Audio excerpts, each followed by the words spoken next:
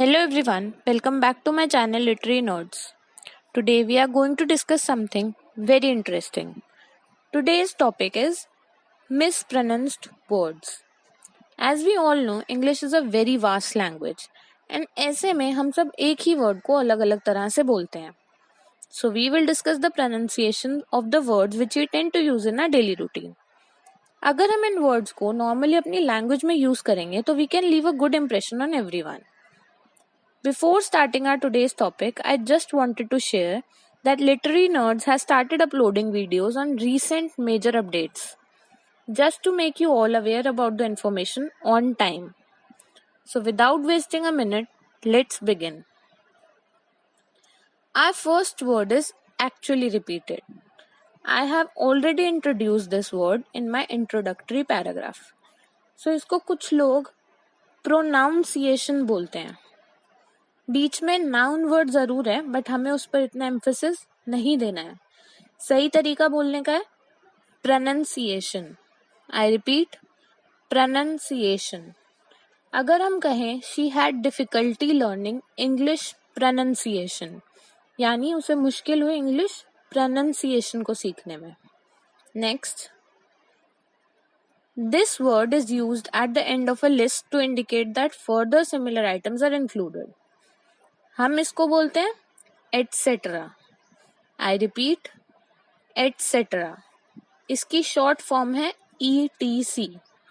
हम इसे सेंटेंसेस के बीच में भी यूज कर सकते हैं एंड में भी, depending on the sentence itself. Like tennis, baseball, basketball etcetera are outdoor games. यहाँ हमने एटसेट्रा यूज करा डिपिक्ट करने के लिए कि ये तीनों तो आउटडोर गेम्स हैं ही, बट इस लिस्ट में और भी सिमिलर आइटम्स इंक्लूड हो सकती हैं. मतलब और भी गेम्स आ सकती हैं सिमिलर टाइप्स की जो हम आउटडोर की कैटेगरी में डालते हैं. नेक्स्ट, इस वर्ड का हिंदी मीनिंग होता है अक्सर एंड इसे हम बोलते हैं ऑफन. काफी लोग इसे ऑफ्टन कहते हैं बट ये सही नहीं है. सही तरीके से बोलेंगे तो इसे कहेंगे ऑफन. यहाँ हमारा टी साइलेंट है. He often goes for long walks by himself. यानी वो अक्सर अकेले जाता है लॉन्ग वॉक्स पर. I hope I am making sense till now.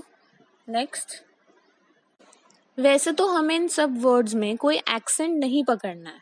It's just ये काफी नॉर्मल वर्ड्स हैं. हम कहीं खड़े होकर बात कर रहे हैं या कहीं इंटरव्यू देने जाएं और ये बेसिक वर्ड्स गलत तरीके से बोल दें तो हमारा बहुत गलत इंप्रेशन पड़ता है. So we have to be perfect for the basics at least. Now moving on. ये जो हमारा वर्ड है इसका सिंगुलर होता है वुमन, तो प्लूरल हुआ वुमेन जस्ट बिकॉज एंडिंग में मेन आ रहा है ना? जी नहीं, ये बिल्कुल गलत है. इसको हम बोलते हैं विमेन. आई रिपीट, विमेन मतलब महिलाएं. That evening all the women got together to wrap gifts. मतलब हुआ उस शाम सारी महिलाएं इकट्ठा हुई गिफ्ट्स रैप करने के लिए. तो हमें सिंगुलर और प्लूरल का ध्यान रखना है. दोनों की प्रोनाउंसिएशंस अलग हैं बट मोस्टली गलती प्लूरल फॉर्म में होती है. नेक्स्ट, ये वर्ड जो है हमारा जब तक हम 100 डायल ना करें ये नहीं आती. क्या कहते हैं इसे हम? Yes, police. काफी लोग कहते हैं पुलिस बट हमें लीज पर स्ट्रेस देना है तो इसकी करेक्ट प्रोनाउंसिएशन है पुलिस. वैसे तो अगर आप ये वर्ड्स वीडियो स्टॉप करके सेम प्रोनाउंसिएशन से रिपीट करेंगे तो आपको ये 2 times फास्टर लर्न होंगे. ये मेरी गारंटी है. और there is a way to have a look at your lip movement. Each time you pronounce these words, you can stand in front of the mirror and repeat these words slowly. Trust me, this will help you. The criminal was arrested by the police. Next देखते हैं. इस word को हम बोलते हैं ion. I repeat, ion. People usually refer it as iron, which is totally wrong. He could not use his rusty iron. ये वो वाला आयन है जिससे हम अपने कपड़े प्रेस करते हैं. सो इट मीन्स वो अपनी आयन मशीन यूज नहीं कर पाया क्योंकि उस पर जंग लगा हुआ था. यहाँ हमने देखा आयन में आर इज साइलेंट। नेक्स्ट, जो अब हमें वर्ड दिख रहा है स्क्रीन पर, इसको क्या कहेंगे? कूपन? ये गलत प्रोनाउंसिएशन है। We say it as coupon. I repeat, coupon. Bring in this coupon for the free oil change. ये पर्टिकुलरली एक वाउचर होता है जिससे we get discount. So sentence में यही कहा जा रहा है कि ये कूपन से आप ऑयल चेंज करा सकते हैं फ्री में। नेक्स्ट देखते हैं। अब आती है बारी कुछ मीठा खाने की। तो इस वर्ड को हम बोलते हैं dessert. I repeat, dessert. Many people mispronounce it as desert, but that is the another word. जो barren lands हैं उन्हें कहते हैं deserts, जैसे राजस्थान में। एंड जब कुछ मीठा खाने की बात होती है तो we will use dessert. We had ice cream and apple pie for the dessert. हमने आइसक्रीम और एप्पल पाई खाई मीठे में। तो यहाँ मीठे की बात हुई तो we will use dessert. Next, अब मीठा खा लिया है तो बिल भी देना ही होगा। इस वर्ड को कैसे कह सकते हैं हम?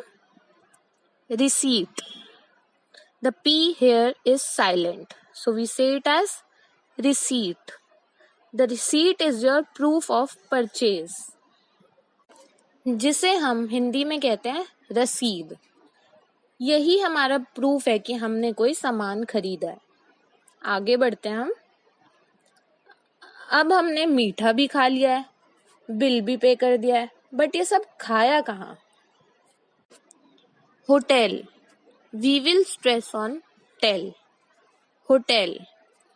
आखिर हमें बताना भी तो है कि ये सब हमने कहाँ खाया। Dogs aren't allowed in this hotel. Hotel में डॉग्स का आना मना है। नेक्स्ट, अब मीठा हो गया, बिल भी पे हो गया, कहाँ खाया ये भी हो गया, बट ये सब खाया कब? ब्रेकफास्ट में। खाया तो इसी में बट बोला गलत। We say it as breakfast. I repeat, breakfast, जिसे हिंदी में कहा जाता है नाश्ता। We'll all have breakfast together. हम सभी एक साथ नाश्ता करेंगे। नेक्स्ट, अब हम होटल में हैं तो अपने रूम में भी जाएंगे।